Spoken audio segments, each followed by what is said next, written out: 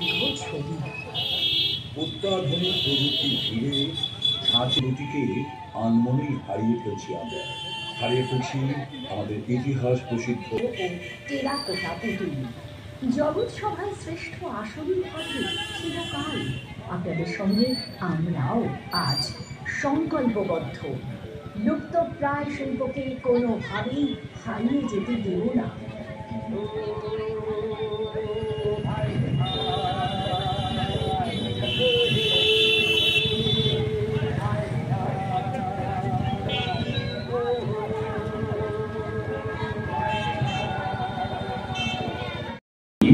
ঋজু ও সবল।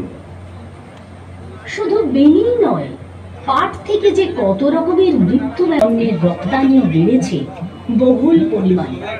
এসবের সৃজন ভূমিকে মাটির টান।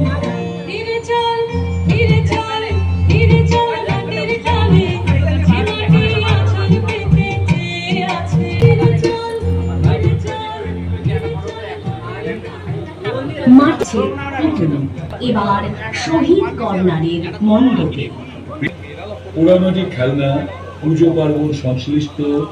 ডাইনি ধরিত্রীর ধারণা ছিল মাটির টেপা পুতুল থেকে আরম্ভ আদি খেলনা হিসেবে প্রতিষ্ঠিত। আমাদের পুতুলও খুব প্রাচীন, 2000 বছর আগে। রানী আমাদের উন্নতির শিখর যাত্রার সহযাত্রী।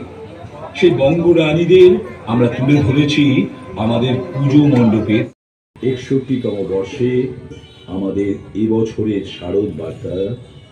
প্রতিটি শব্দই বাংলা ও সংস্কৃতির সঙ্গে। স্বর্ণ খনি থেকে পাওয়া যায় না, ফলে মাটির উপরেই সলায় মেঠো পথ ধরে কয়েক পা এগোলেই চোখে পড়ে সেই গায়ে মুক্ত বেনি, মুক্ত কেশিরা, মুক্ত মনে জলে ডুবিয়ে রাখা পাট গাছ থেকে কিভাবে সোনালি আঁশকে মুক্ত করছে। বহু নারী, গ্রামের মেয়ে বউয়েরা তাদের সাংসারিক কাজকর্মের ফাঁকে 3 ধরনের বেনি তৈরি করে থাকেন: মোটা, মাঝারি ও চিকন। পাট দিয়ে তৈরি সেই বেনি পাঠানো হয় দেশের বিভিন্ন হস্তশিল্প প্রতিষ্ঠানের কাছে। প্রতিষ্ঠানগুলো এই বেনি দিয়েই তৈরি করে ব্যাগ, পাপোশ ও সপ্তঞ্চির মতো বিভিন্ন পাটজাত পণ্য। তাই মুক্ত বেনি বঙ্গরানীর শিল্প নৈপুণ্য সমগ্র বিশ্বে সমাদৃত। এই মুক্ত বেনি বঙ্গ ললনারাই পুরুষতান্ত্রিক সমাজে নারী শক্তির বিজয় গাথার প্রতীক। উপভোগ করি, সম্মান জানাই এই সৃজনশীল বঙ্গ রানীদের এই মাটিতে।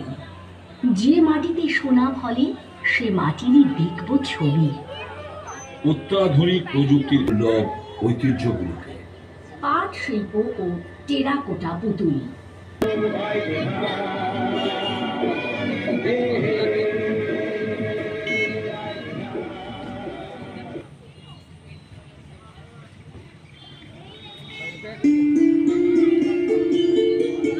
এবার আপনাদের এই কি থিম রয়েছে? 61তম বর্ষে সর্বপ্রথমে জানাই আমাদের ক্লাবের তরফ থেকে সকল সাংবাদিককে শুভ শারদ আন্তরিক বিজয় শুভেচ্ছা। 61তম বর্ষে আমাদের শহীদ কর্নারের নিবেদন সোনালী আসে মুক্তবিনী গর্বে পুতুল বঙ্গরানী। অর্থাৎ আমাদের পুরো প্যান্ডেল পাট, এমনকি পোড়ামাটি সব হস্তশিল্প গ্রাম্য মহিলার স্বনির্ভর গোষ্ঠীতে পুরো প্যান্ডেল কাজ ফুটিয়ে তোলা হয়েছে। সেটি করেছে দিনেদার শিল্পী জয়ন্ত সাহা। আলোকসজ্জা রয়েছে চন্দননগর বাবাইরা, আর ঠাকুরের হচ্ছে সুবলপাত কৃষ্ণ। আমি প্রীতম দাদা সত্যনাথ যুব কমিটির সদস্য।